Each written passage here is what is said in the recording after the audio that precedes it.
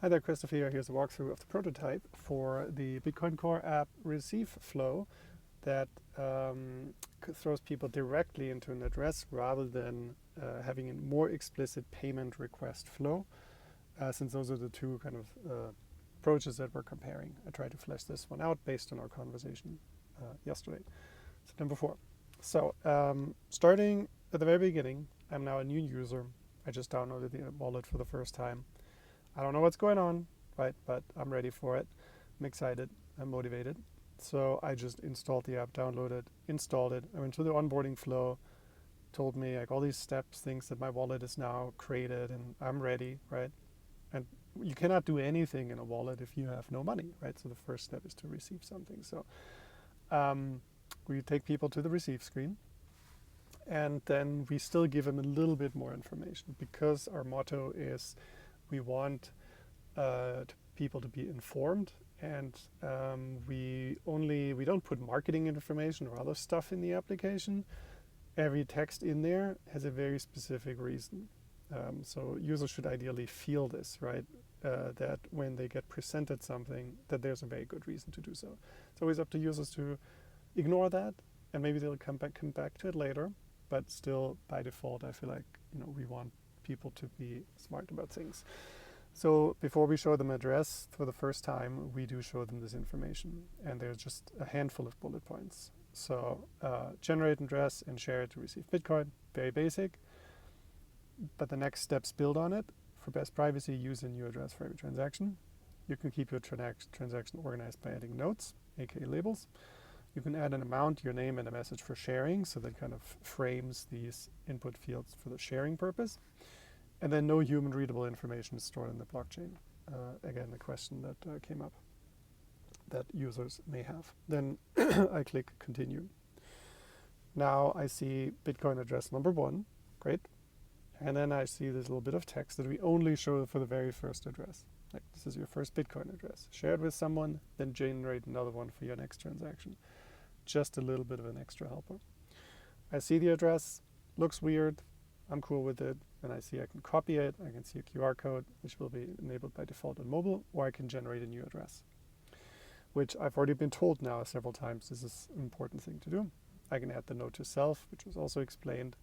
I can optionally add a message to share, and I can share, and I see a very big, simple call to action is sharing. In the top menu, I can enable address type and seeing the QR code by default on desktop as well. Address type is like the SegWit, whatever those options.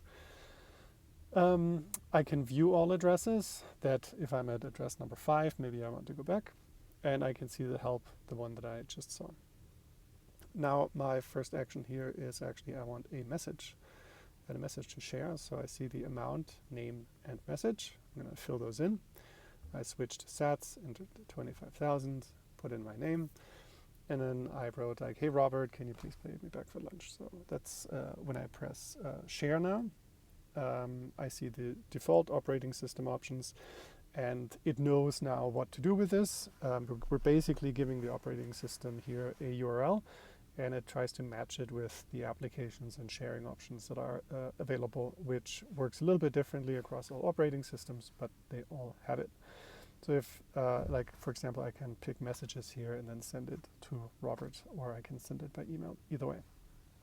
I believe Bitcoin wallets would also show up in here since they registered for sharing that URI. Okay. Yeah, so here's another thing.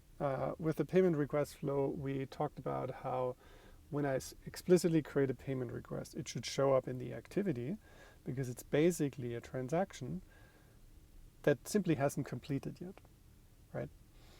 So we could also, because we have this explicit new address flow that we tell people about very clearly, in activity, it could also show like this now. Look like this. So address number 1, so-and-so, 3 minutes ago, 25,000 sats. So the information that I entered here is being used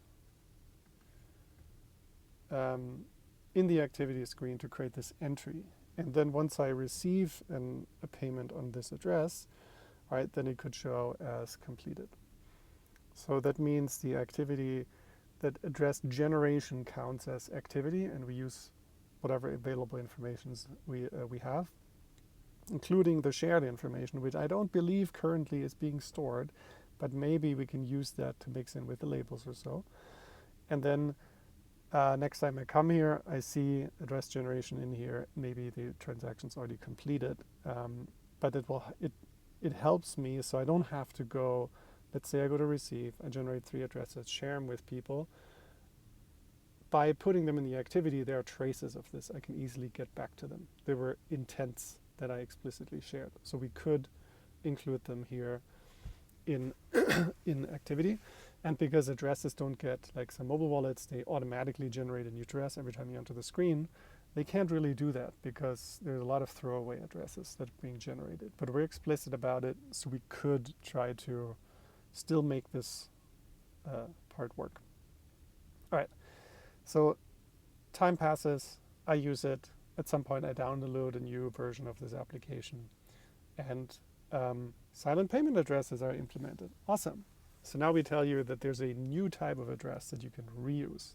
Okay, introduces a new type of address. Okay, now I have 2 to deal with, and the difference is that this one I can reuse, because previously it was all the single-use thing. Still, we have again a few pointers. You can freely share and reuse it. Senders will use it to generate new addresses for every transaction. Okay, so it's not me doing the generation anymore. It's the sender or their wallets. And when sharing, add labels to identify where the payment came from. That takes a little, that's not super initially intuitive, but it does make sense, right? Because you can't tell who acted on which address, on the address anymore. Then I press continue.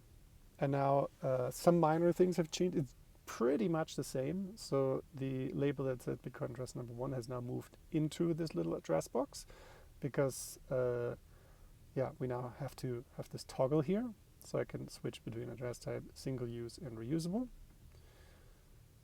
Right, very, very straightforward here. Looks pretty similar. And then below that I have the respective options. So Bitcoin address number 1, it's not really the best anymore. Static address number 1, ideally, we should call it single use address number 1, reusable address number 1. The names, the labels, or the words are very, very similar. Something we have to figure out. But I think that's generally the larger consensus question, is like, are silent payments becoming the primary way to interact this, and single use kind of becomes a secondary option and we hide it a little bit further? Or do we show both at the same time, like in this mock-up? Or is there a transition period in the future? Stuff to figure out. But then otherwise you can see it's fairly similar here.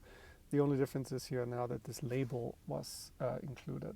Now I added a little bit info button here, because again this label is, the other person doesn't really see it. It's just a bit of text you add, and it really, like, it tweaks this address up here, right? But then that tweaked address, you don't even see it. It's kind of just shared in the share text. So it's a little bit weird. I was considering putting it up here or below that, but I just put it in here for simplicity's sake. It's like, it's a mental model for me as a user. It's part of sharing. I just write in Robert. And then I know where this came from, Robert, or website, or whatever it may be. So maybe we need to also have like note to self, like, which says it's for me, and label could also be something like another note to self, like a share note to self or something. So as you can tell, the messages here need a little bit of tweaking, or the labels. But that's about it. I hope I addressed all the different points that we had, and this kind of provides a useful walkthrough. But let me know what feedback you have. Thanks.